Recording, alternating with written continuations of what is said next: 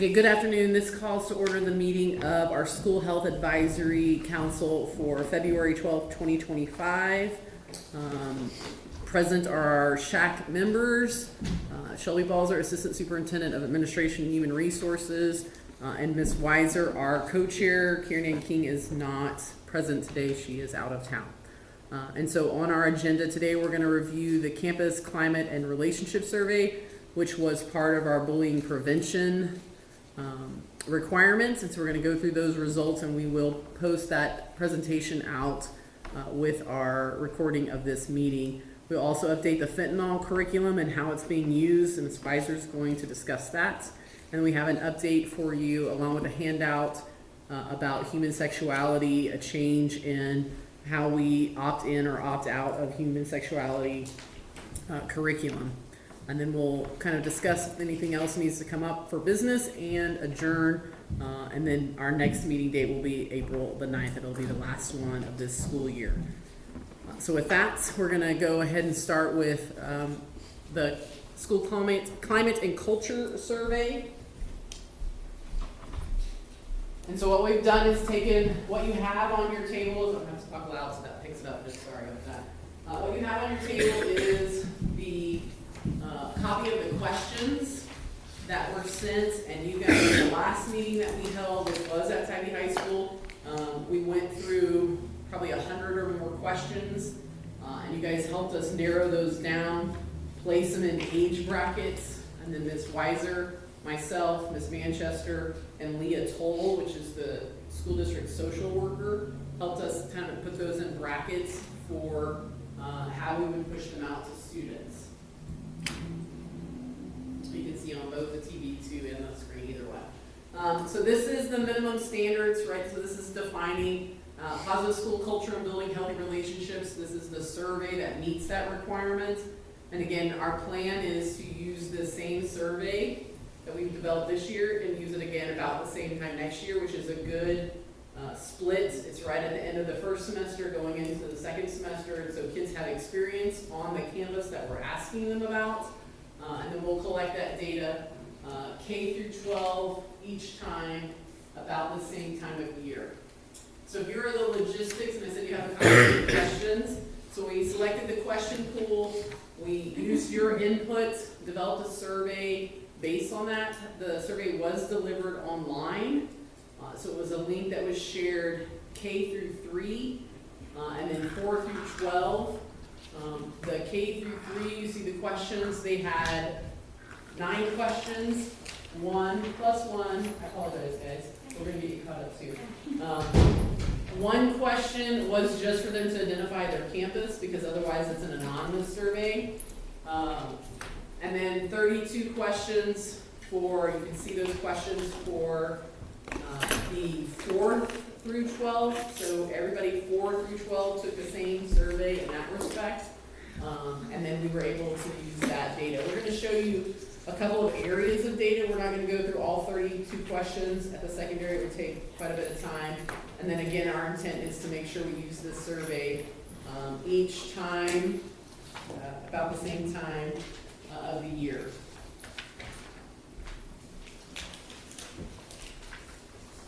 We have shared this already with campuses. So when the survey came in, because kids were self-selecting the campus that they were on, we were able to pull that data by campus and provide that to each campus so they could see kind of where their kids and where that information was trending. Overall though, across the district, and you're going to see this in the questions that we share, our students feel like they belong to their campuses, they have a strong identity on their campuses, they feel safe on their campuses, and they know how to contact someone if they don't. And so that was kind of the overarching themes that we shared from the district perspective. And then like I said, each campus got to see their individual campus. What you're going to see in these questions are district representations. So from a K through 3rd, when we ask them, teachers at my school make it a safe place, you can see how many responses we had. And for you guys that are coming in, we had about 86% of our kids take the survey. So it's a pretty good turnout. We teachers kind of got to select in a window when that survey was gonna be delivered, and we didn't ask them to go back and try to capture kids who were absent that day or make up any, we just said, get the kids that are here, whatever day you selected, so we weren't taking any additional instruction time. So this is your K through 3rd grade. And they were able to do that online. In K and 1, right, Ms. Weiser, they had some counselors go in and help them do the logistics of that so the kids could stay and complete those. So overall, teachers at my school make it a safe place. Remember, we had to change the wording of this. This is for a kindergartner. So we wanted to be super basic. This is your 4th through 12th question. Both surveys went out in Spanish and English. You can see the Spanish question there. So every time a kid selected it, they could see English or Spanish, whichever one they preferred to read. How would you rate the efforts of your adults at your school to make it a safe place? And so you can see the purple and the pink. So 86% of the students said that is very good or good. And you can see the numbers there. Poor, very poor. It's an anonymous survey, so we can't go back and figure out who those kids are. But Ms. Weiser's going to kind of talk about what our next steps are with the survey that will help us kind of figure out what those specific experiences are. We did have to put a disclaimer, I should have started with that, with the survey that said this is not a reporting tool. So if you've experienced bullying, this isn't you telling us, right? So this is information that we're using specifically for the survey. But if you had something to report, your report should go to your campus principals or a teacher or a trusted adult. We ask questions about belonging and trust. And so the 2 questions that are in K3, I feel important at my school, was trying to get to the heart of, do they feel like they belong there and they're welcome there? And then I have someone at the school I can trust, and so you can see the numbers split there, 85-15, and then 92-8. So this is K through 3. And if you guys have questions, stop me and I'll go, otherwise I'm going to keep on moving.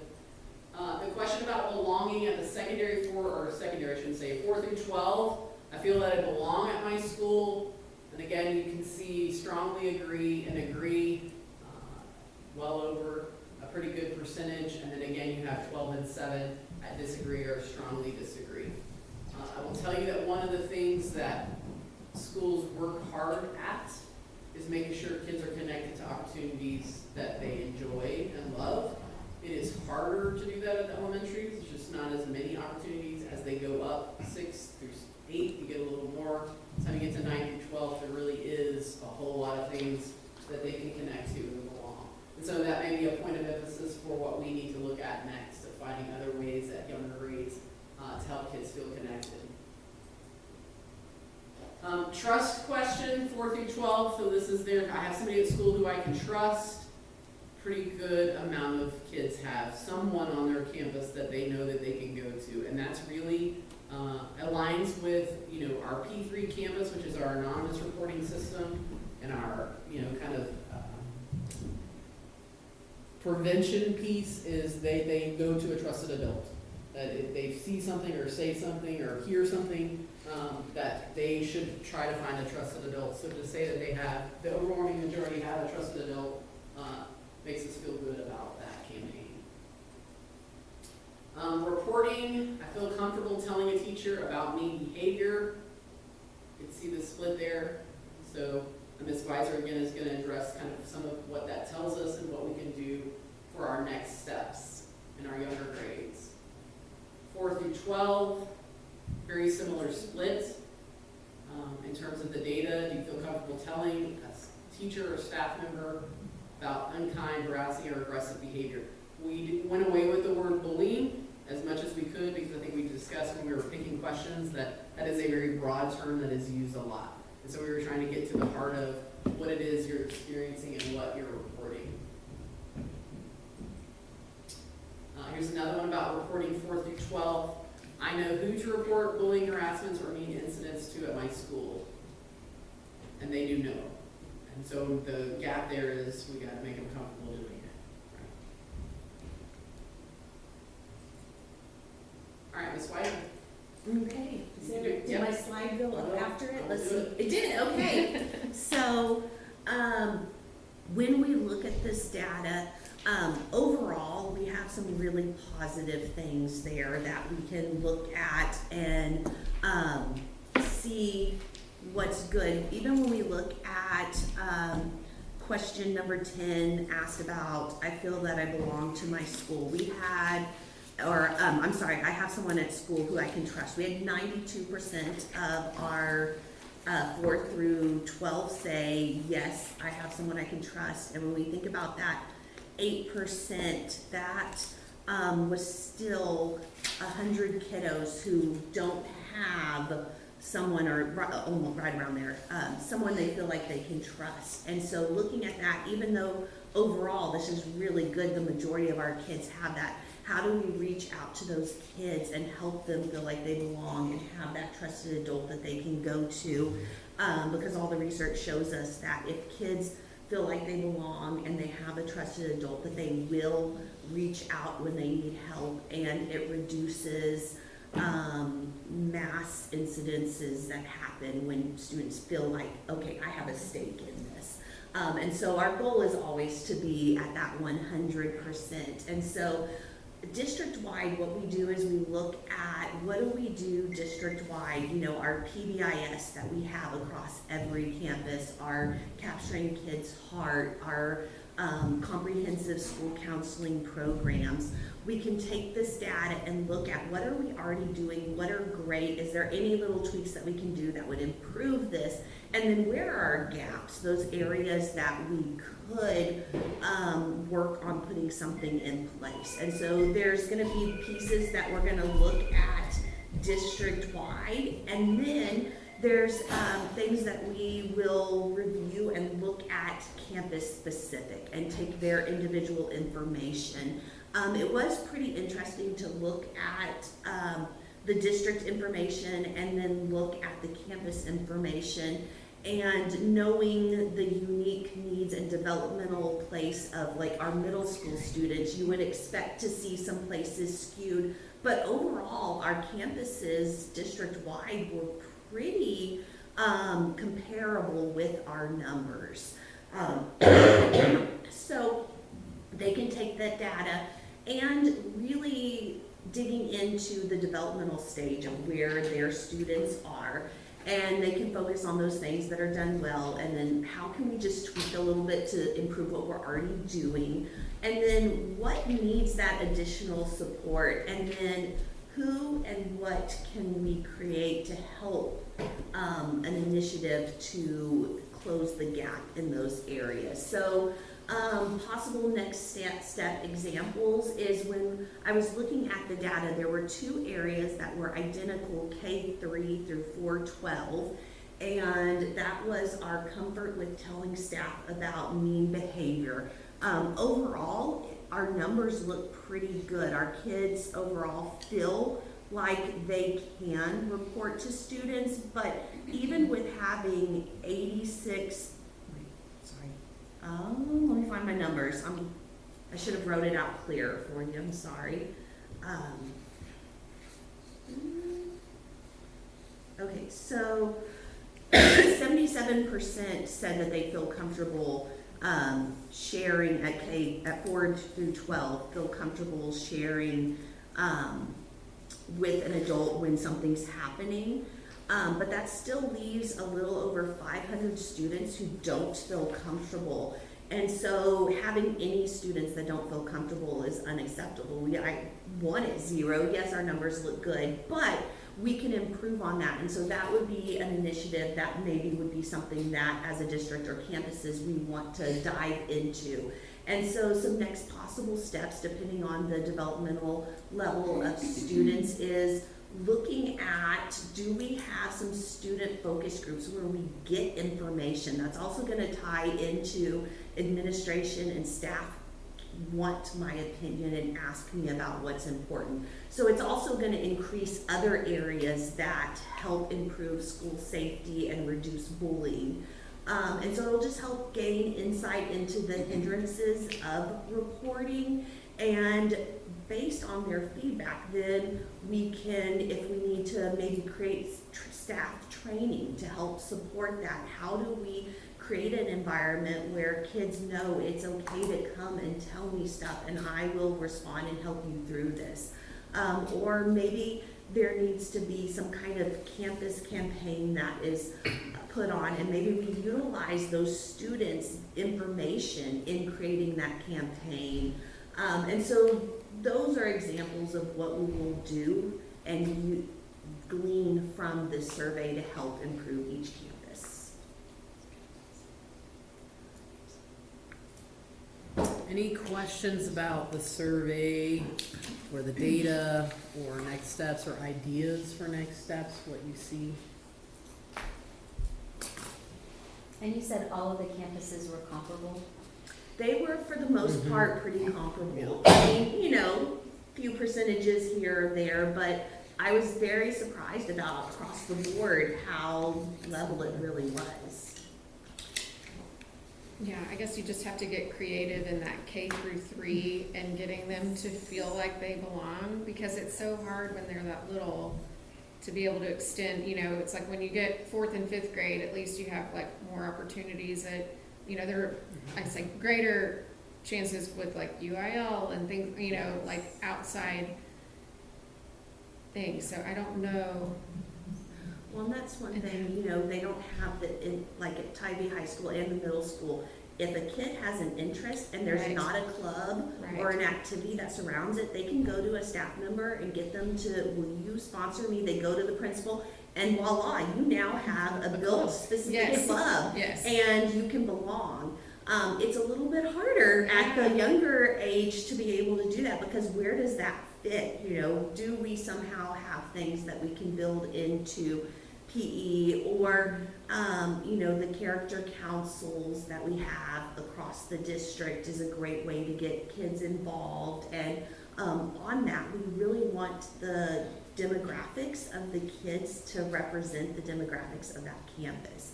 And so really getting a variety of kids in there, and so that everyone feels like they're supported and they have someone like them that can represent and push out these kindness initiatives or whatever. So there are things that we're putting in place, and how do we tweak those to catch those younger kids and help them through that, especially on the playground was one elementary that was a little bit higher. And so what can we do on the playground? You know, is there some kind of game or something that we have set up that includes all kids? Because there's some things that there can only be so many kids on the swing and there can only be X number. So They have how to do rotate on the Yes. merry-go-round. Oh, Yes, Yeah. yes. So do all of our elementary campuses have buddy programs?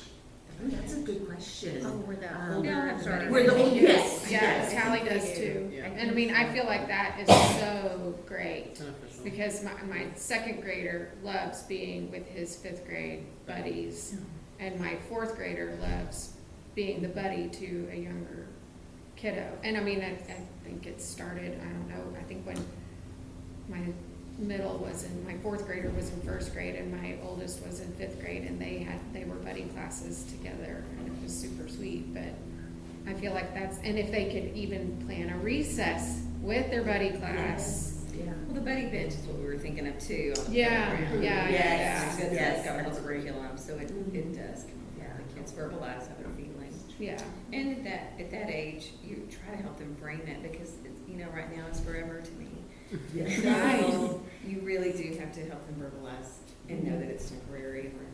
Yeah. Are you gonna do like an interview where you question the children and ask them? Well, I think that's what she, for Yeah. that student focus group, is to try to get a cross-section of kids who did this and said, what do you think? Mhm. You know, not ask them specifically what they answered, but just to say, here's the data, so why do you think we're seeing this? And when Ms. Weiser was alluding to the playground, one of the questions in the K3, well, you can see them, was asking them about where they feel, you know, all of these places that I feel safe. And they, you know, some of them clicked, I feel safe in all these places, and some of them went down and clicked every single one of them. And some we didn't. And then at the secondary level, 4 through 12, interestingly enough, the question was a little bit different, but it gathered things like, where do you see some of these things occurring? And one of the things that came up is not where you would expect it. They're saying in the classroom. And so it's some of those subtle moves that we need to go back and talk to teachers about, of like these subtle moves that might be happening in classrooms that are making kids feel uncomfortable, Yeah. that teachers aren't, clued into. And so I think there's definitely some room for us to go back and have some conversations with kids. Ironically, it did not, as an administrator, we think that cyberbullying is like off the charts, it's out of control, but that's not what their data suggests. So it's, when we're dealing with it, it feels like it's this enormous, huge thing, because it is pretty tough. It's a tough spot for an administrator to be in, because we have authority over it, but it's not happening. It's happening over, telecommunication devices that we don't control, and it's probably not happening during school hours, but just because of the way the laws are written, we still have control over it and jurisdiction to do something about it. So it feels like to us this big thing, but according to that 4 through 12, they don't see it as much. They don't see that as, and some of that, I hope, is because we've gotten a whole lot better at not just training kids about the dangers of that, but implementing policies to keep it from happening. And then, also some parent education on what to be looking out for, and, what things that you've heard enough horror stories about. Just different things that kids can get to with, open access on phones and such. So, but it was surprising to see some of those locations. And so I think all of those student focus groups will be important at every level. Yeah. To say, tell us, it might not be you, we're not pinpointing you that said you answered this question, because we really don't have an idea. But to tell us, like, give us some insight of what you think it could be, so that we can develop plans around that. No, One thing but that most I of the thought- questions, most of the questions are related to school. Yes. They're all pointed, so the only one I see that would ask about cyberbullying would be 25. Mm-hmm. So we don't really ask them much about it. Well, so what 25 Unless does there's is choices. as it answers. tells them choices of like, what things have you experienced in this school year? Yeah. And we expected to see more cyberbullying than what was reported, and they did. It just wasn't as high. Because one of the It's questions. in our minds that it would Yeah. be. Yes. One of the questions asked, like in the current school year, where have you experienced mean behavior, all of that harassment, and only 10% said online. And the one that we directly asked, internet, chat room, social media, it was 16% of students said they've experienced it. One thing that I found interesting is we stayed away from bullying in all but 2 questions, because we needed to get the perception of the word bullying. Is there a disconnect? And I found it very interesting that when we asked kids, do you feel comfortable telling a staff member? They said yes. And then we asked individual, like, are you asked mean names? Are you teased about your color or your disability? And there were multiple questions about that. The number is much lower than when we overall asked, I get bullied or see it happening at school. Our numbers are much higher on yes, we see it, than when we ask specific items of what they're doing. Or I believe there is a problem with bullying in my school. And we had 46% of our students say yes, that there is. And then 54% said no, we don't have that problem. But that was one of our things. But then when you look at it kind of broken down, only 26% say that they were called names about their race or color. 35% have been called mean names. 29% have been teased related to how they dress. And so knowing that those are very specific, and you need to combine some of those together to look at the data, but it was very interesting that that is something district-wide is really helping break down what is bullying and really educating on that, so that persona that bullying is bad, and really talk about this is what bullying is. And bullying isn't someone looked mean at me in the hallway, because often when I was a school counselor, I'd have kids say, I'm being bullied. Okay, tell me exactly what's happened. How long is it happening? And give me some data so I know. And they'll be like, well, today we were walking and they gave me a mean look. And yesterday, I'm pretty sure I saw her and she gave me, she wasn't like looking at me or smiling. And so their interpretation, that was bullying. And so I think that's another place that we've tried to work on it, but that's something I think overall with the counseling program, that's something that we need to work on and help work And on. I think that goes all the way up through. Everything is. I mean, even with campus, the Campus Anonymous reporting system, the number of reports that we get that are about a student, looking at me wrong, or I think I was told by another friend that she's talking about me or he's talking about me, and you're just trying to weave your way through all of that, is the heart of like, what is the perception of what's happening on campus? What were the stats for question 20? 220. In this school year, have you experienced bullying behavior online? 22% said yes, and 78% said they have not. Yeah. We expected that to be. We expected that to be, I expected it to be more like the 46-50 split. We expected it to be higher. Yeah, Good. Maybe it's not having phones in class That I do helps. think that helps. because they don't have that quick emotional reaction on the We could. internet. I won't say it. You can get rid of Snapchat, that would help too. But Yeah. Good. Is there There. a class? Your phone at night, put it away. Oh, that's, parameters for that, for Mm-hmm. sure. Yeah. I mean, for students, and I won't even say secondary, but for students who have access to phones or social media, there is a real fear of missing out. And when they miss out, they sometimes internalize that as I'm being left out and they don't like me and they don't. And then we're dealing with just another level of emotions. And so it's a real thing, that is for sure. Any other questions about the climate survey or next steps or ideas? If you think of an idea that you're like, maybe we should address it this way, feel free to shoot us an email, because we will be working on that. And then again, we'll have this data again next year, which will be good, and we can kind of see some of our targeted things if there's an adjustment or a change in those experiences. We are always trying to be a little bit better about that. It had to bring some comfort to know that, That our the kids feel overwhelming safe. majority of kids feel safe and comfortable in their schools. Yeah. That's awesome. Yeah, we're excited about that. Yeah. Is the We were on goal- edge a little bit. We didn't feel like it was going to be good, but then you're like, what is the data going to say? So, Is the goal to start the focus groups this semester, or is it starting it in the fall? Okay. This semester, This yeah. semester, yeah. We'll start working on this, like we gave it to campus principals we closed the survey window on the 31st of January. Principals got it on the 6th, and you guys are getting it today, and so we're moving. Shelby, are Yes, ma'am. teachers still doing their morning character count message? So one of the other pieces that we'll probably, maybe we should put this on the April agenda. Last summer, 3 of our campuses went through Capturing Kids' Hearts training, which is a character program. So we still use character counts. We still have a morning message. I was on an elementary campus yesterday helping as the administrator was out. It was my first elementary principal stint. It was educational. It was fun. I was at Nimitz yesterday. It was fun. And then, so they're still doing that, but that Capturing Kids' Hearts program will go to every campus next year. So we trained about half of the campuses last year.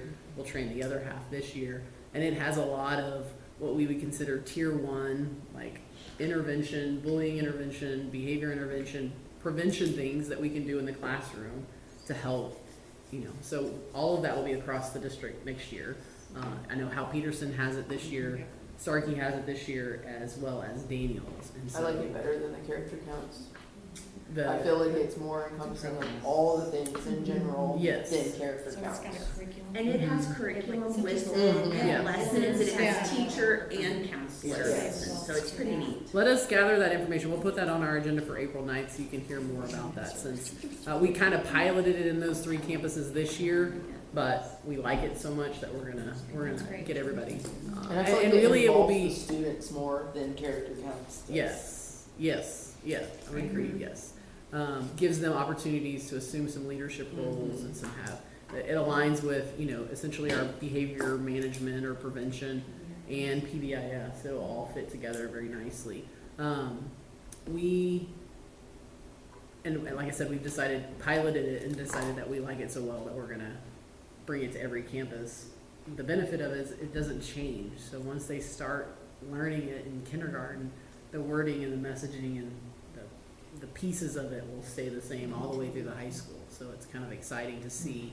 I mean, that's a longitudinal study, obviously, but that I might know some of us might not be around there for that. But to see what happens as that progresses, I think is exciting. So we'll bring that to you guys in April. How about that? We'll give you some more information about character counts, or not character counts, capturing kids' hearts. All right, Ms. Weiser, last meeting we had a request to kind of update on where we are with fentanyl curriculum. And so Ms. Weiser that's kind of her wheelhouse and baby. So she's going to give you kind of an overview of fentanyl curriculum. So, during Red Ribbon Week, a lot of the counselors went in and did a lot of the messaging and talked about it. And then after campus-wide, after STAR, we're going to go back in and we will do the big lessons that we went through, that we developed grade level, that kind of build upon each other and get more in depth as the students get older. And so that will be done after STAR, and we'll Into go April. through and push Mid-April into April. Yes. One thing that I have been going in and doing is there are lots of great videos that we embedded into the lessons, and every now and then those videos, they just disappear. And so one of our really good ones that we had, actually we had it in 2 different lessons. They made it private. And so it was still out there. It was one of our Song for Charlie's ones. And so they just moved it to a new location. So I just had to find the video and relink it. So each year we'll be going through making sure that it stays current, that everything is easy to access, and that when we give it to teachers to roll out, that they are able to run it, they know the questions. We worked really hard on the comment sections, helping have the dialogue, or here's some questions to ask, here's, things to say. And so we'll just make sure that we stay on top of that each year to make sure that it is staying relevant and that all the videos and everything are right there, easy. They can click on it and it's gonna pop up and show. And they won't have any of those issues like I had when I was going through and checking on it, and I'm like, oh, okay. So it ironically was one that we said that the teachers could pick that one or another video, and the other video was still linked there, so they wouldn't have had an issue. But the Song for Charlie really is powerful, so I wanted to make sure that we had that linked in there. So that is linked again, and it's one of those things that we'll just have to stay on top of as more brain research gets out there on fentanyl and stuff. There may be a time where we need to readdress these lessons. I was looking at the DEA lessons that they had released that we've adopted. I've noticed that they have changed a few things on there, and what we had gave the same information, so there's no need at this time to update. But that's definitely something that we're gonna need to stay on top of, and probably in a year or two, we may be looking at, okay, what do we need to do to make sure that these lessons are relevant? And bring it back to y'all to review. I think the state is staying on top of fentanyl, pushing out fentanyl, like, media things, and so I think ultimately, while we have this curriculum, I think ultimately you might see a state adopted, like here's what is done in schools for fentanyl, because that's a scary piece. Okay, the next thing on our agenda is the human sexuality. So you have a TEA to the administrator addressed, and that is just how TEA communicates. But so a couple of years ago, they changed human sexuality language in terms of gaining parent consent to you had to opt in. And so we were sending out notices to parents and then hoping to get those back either through Skyward, through paper copies, calls, emails, whatever, for parents to opt into human sexuality. The language in that, because that came out of, I think the 87th, tells you in there, but I think it's the 87th, expired in August. And so we no longer have to do opt-in. We still notify parents that this is happening and provide an opportunity for them to opt out of it. But if a parent doesn't communicate the opt-out, then we're kind of in a situation where we're providing the human sexuality curriculum. And so that's the only change in the human sexuality, with the exception of at 4th and 5th grade, there is a video that is shown. Mr. Hadi has more familiarity with, because I haven't seen it since I was probably in 4th grade. And we were showing the same video to 4th and 5th. We've decided just to show that to 5th, at 5th grade, so that they see it at one point, and then, because there's been some concerns about their ability to handle the message at 4th grade. It hasn't really been sinking in so much. And so we're just going to show that at 5th grade and then kind of lead up to that in 5th grade with our 4th grade pieces. But we will not, you will be notified, if you have students on campus, you'll be notified when the curriculum is going to be presented, but you'll opt out if you decide. And so we're kind of changing the wording of the letter that we've put out the last couple of years to signify if you do not wish your student to participate in this, then notify the campus and they will have an alternate piece for them. Grades is that, is it 4th through 6th? There's different, so at ours, there's actual like little, I go in and I teach them, and then a male teacher, and sometimes, usually the health, will go in and talk, and then in middle schools, it's more in the. Yes. 6th grade, or is it 6th grade. 7th, 8th grade? Okay. You're going to see it 6th, 7th, 8th, Oh, 9th, 10th, 11th, 12th. every year there? There's an element to it, yes, every year. Specifically at the high school, it's going to be in 10th grade as the large curriculum, but it is and it's actually in a science class is how we do it. Because not every kid takes PE, but they all take biology because it's a required course. So our biology teachers do human sexuality, which they do body systems anyway, so it fits in. And they take a very scientific approach to it, which is Like, do they do all STD stuff in like high school, or does it start in middle school? middle school. Upper, I'm not in sure. 6th grade, STDs are not really addressed much. There is some TEKS in the health TEKS that have to be taught, but it's ironically not necessarily part of the human sexuality curriculum that we have. And so those are covered because of the state TEKS that they have, but it's a very small piece. I want to say it was 8th grade that they get a little bit more in depth, and then definitely at high school where they're talking about it. That's the pieces. Any other questions, comments, concerns before we adjourn? Everybody's good? All right, next meeting, just so I put it out there, is here. I apologize for sending you all over town. I will make sure we get with Miss Manchester and get that fixed. So this meeting is adjourned. Thank you guys for attending.